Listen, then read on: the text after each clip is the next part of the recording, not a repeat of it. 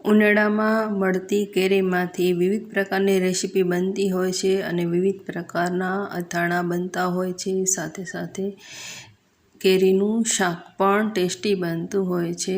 Hello everyone, welcome to my home kitchen. આજે હું તમારા માટે કેરીનું ઇન્સ્ટન્ટ અથાણાંની રેસીપી લઈને આવી છું. કેરીનું ઇન્સ્ટન્ટ અથાણું કહો કે કેરીનું શાક કહો, બહુ જ ટેસ્ટી બને છે. તે માટે મેં 3 કેરી લીધી છે.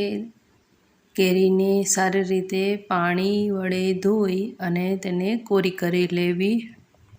તો 3 કેરી મેં સારી રીતે ધોઈ અને કોરી કરી લીધી છે. હવે કેરીને સમારવા માટે સૌથી પહેલાં કેરીના ઉપરનો થોડો ભાગ એટલે કે એની દાંઠીનો ભાગ કાપી અને તેના 2 કટકા કરી લેવા અને તેની વચ્ચે ગોટલી દૂર કરી દઈએ.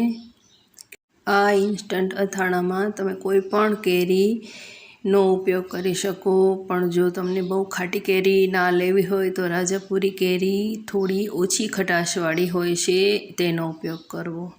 તો કેરીના આ રીતે 2 પીસ કરી ગોટલી કાઢી લીધી. હવે તેના આ રીતે નાના નાના કટકા કરી દેવા. કેરીના આ શાકમાં તમે મોટા પીસીસ પણ રાખી શકો, પણ મેં થોડા બારીક સમાર્યા છે. તો આ રીતે મેં 3 કેરી સમારી લીધી છે. હવે કેરીના ઇન્સ્ટન્ટ અથાણામાં એડ કરવા માટે મેં 150 ગ્રામ ગોળ લીધું છે. ગોળને પણ આ રીતે સમારી લેવું. મેં આમાં અથાણાના સ્પેશિયલ ગોળ આવે છે એ ગોળ લીધું છે, જે થોડું નરમ હોય છે. જો તમે અથાણાને વધારે સ્વીટ બનાવવા માંગતા હો તો ગોળનું પ્રમાણ વધારે રાખવું, એટલે કે જેટલી કેરી હોય એના ડબલનું ગોળ રાખવો. હવે ગેસ ઓન કરી પેન મૂકી દઈએ. તેમાં 2 મોટા ચમચા ઓઇલ એડ કરીએ. હવે તેમાં થોડા મેથીના દાણા, 4-5 મરીના દાણા, 2-3 લવિંગના દાણા અને તજ એડ કરી ત્યારબાદ 1/2 સ્પૂન રાઈ અને 1/2 સ્પૂન હિંગ એડ કરી અને સમારેલી કેરી એડ કરી દઈએ અને તેને મિક્સ કરી દઈએ. હવે તેમાં મસાલા એડ કરીએ. તેમાં રૂટીન મસાલા જ એડ કરવાના છે. 1/2 સ્પૂન હળદર પાવડર, 1 સ્પૂન લાલ મરચું, 1/2 સ્પૂન ધાણાજીરું પાવડર અને મીઠું સ્વાદ મુજબ એડ કરી અને તેને મિક્સ કરી દઈએ. આમાં તમે જો તીખાશનું પ્રમાણ વધુ રાખવું હોય તો મરચું વધારે એડ કરવું અને સારા કલર માટે 1/2 સ્પૂન કાશ્મીરી લાલ મરચું એડ કરવું. ત્યારબાદ તેમાં સમારેલું ગોળ એડ કરી અને સારી રીતે મિક્સ કરી દેવું. 2 થી 3 મિનિટમાં જ ગોળ બધું મેલ્ટ થઈ જાય છે અને આ શાક ખૂબ જ ઝડપથી કૂક થઈ જાય છે. હવે તેમાં 3 થી 4 ચમચી જેટલું પાણી એડ કરવું. તો મેં થોડું પાણી એડ કર્યું છે.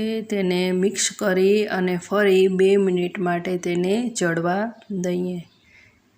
આ શાક મેં કેરીની છાલ સાથે બનાવ્યું છે. જો તમે ઈચ્છો તો કેરીની છાલ દૂર કરીને પણ આ શાક બનાવી શકો. તો આ રીતે બહુ જ ટેસ્ટી અને ચટપટું કેરીનું ઇન્સ્ટન્ટ અથાણું રેડી થાય છે. હવે આ અથાણું રેડી છે. ગેસ ઓફ કરી દઈએ.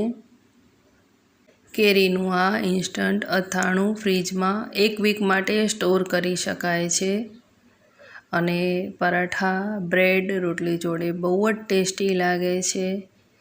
કેરીના આ અથાણાની રેસીપી તમને કેવી લાગી મને જરૂરથી જણાવજો. તમે ઘરે કેરીમાંથી કઈ કઈ રેસીપી બનાવો છો એ પણ મને કોમેન્ટ કરજો.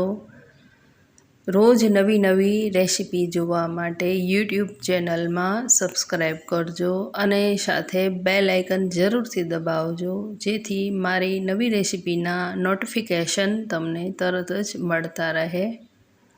કેરીના ઇન્સ્ટન્ટ અથાણાની રેસીપીનો આ વિડીયો તમને પસંદ પડ્યો હોય તો લાઈક કરજો, તમારા ફ્રેન્ડ્સમાં રિલેટિવ્સમાં શેર કરજો. Thank you.